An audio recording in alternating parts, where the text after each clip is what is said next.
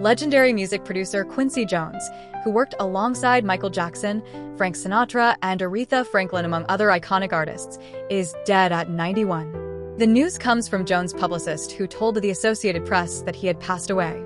Quincy Jones, the man who didn't just produce music, he produced magic.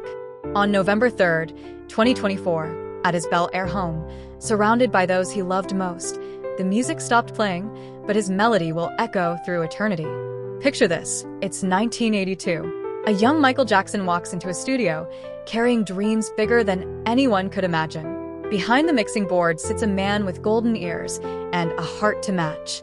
Together, they're about to create not just an album, but a revolution called Thriller. But here's the thing, that was just one chapter in Quincy's epic story.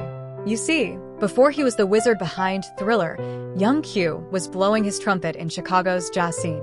Now, let me paint you a picture of this man's incredible journey. Imagine being so talented that both Count Basie and Frank Sinatra want you arranging their music.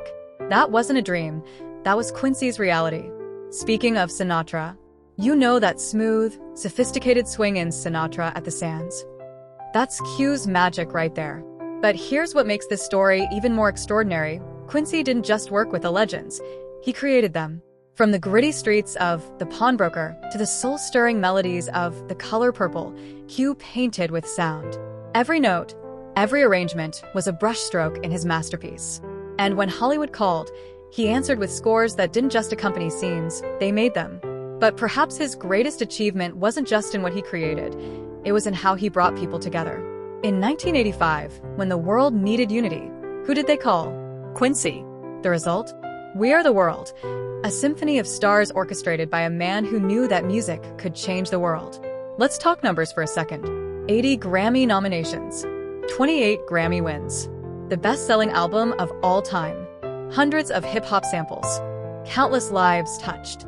But here's the thing about numbers, they don't tell you about the heart behind them. In his own words to Rolling Stone, "I never thought about it until I hit 80, but I've been blessed to work with every major music star in the history of America."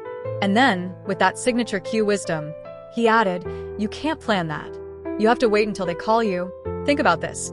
While we're losing albums to streaming algorithms and auto-tune, Q's work still stands tall.